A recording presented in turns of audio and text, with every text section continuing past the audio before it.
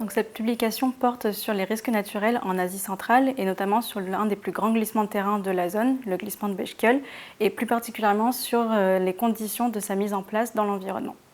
Donc ce glissement, qui fait plus de 10 km3, ce qui équivaut à peu près à 4 millions de piscines olympiques, s'est déclenché dans le bassin de Narin, au Kyrgyzstan. Mais aucune étude détaillée n'a été faite, alors que c'est l'un des plus gros glissements de terrain du pays.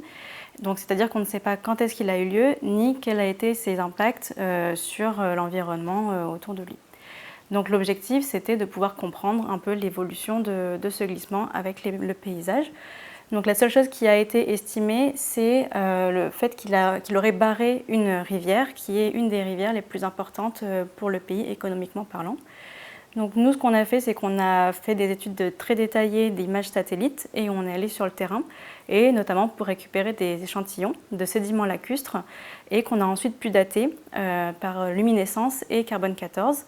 Et l'objectif, c'était de pouvoir dater les sédiments du lac qui auraient été mis en place par le glissement de terrain et du coup dater indirectement le glissement de terrain de Bechkiol. Et donc, grâce aux résultats qu'on a obtenus, on a pu proposer un scénario d'évolution du glissement de terrain et de la vallée.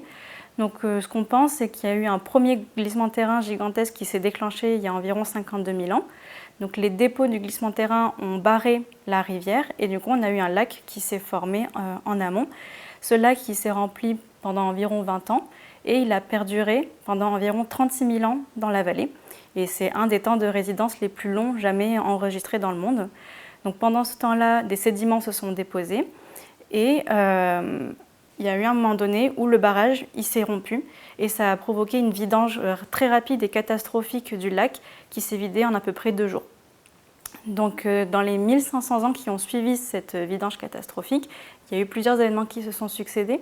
Donc on a eu le retour des conditions fluviatiles dans la vallée, ce qui a permis l'érosion des premiers sédiments lacustres ainsi que du pied du glissement de terrain.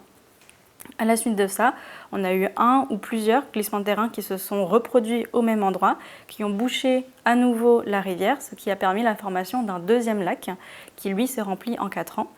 Il a perduré dans la vallée pendant environ 7600 ans et a permis le dépôt d'une deuxième unité lacustre par-dessus la première.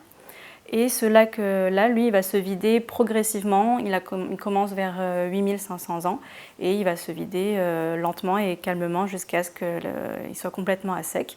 Ensuite, on a la rivière qui reprend son lit, qui érode les 2 unités de sédiments lacustres ainsi que le pied des nouveaux glissements de terrain, jusqu'à donner la topographie actuelle. Donc au final, ce qu'on se rend compte, c'est que cet événement, il n'est pas si loin de nous dans le temps.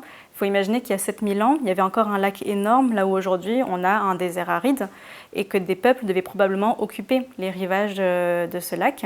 Et aujourd'hui d'ailleurs, on a des milliers de personnes qui vivent dans la région. Donc une question importante se pose sur les risques futurs qui marquent cette région. Donc notamment, quelle est la nature du déclencheur des glissements de terrain? Est-ce qu'il s'agit d'un séisme majeur ou d'un événement climatique majeur ou d'une combinaison des deux? Donc ce qu'il faut retenir, c'est qu'aujourd'hui, les escarpements du glissement de Bechkiol semblent encore instables, que la région est marquée par de nombreuses failles actives et qu'on est dans une période de changement climatique majeur. Donc si un séisme ou un événement climatique important venait à se produire dans la région, ça impacterait directement cette zone sensible et pourrait à nouveau boucher la rivière Narin. Et cela aurait des conséquences directement sur les populations parce qu'on aurait une inondation de la vallée en amont et un assèchement de la rivière en aval. Et ça représenterait des risques économiques et politiques très importants. Et c'est pour cette raison qu'on continue de travailler sur ce glissement de terrain.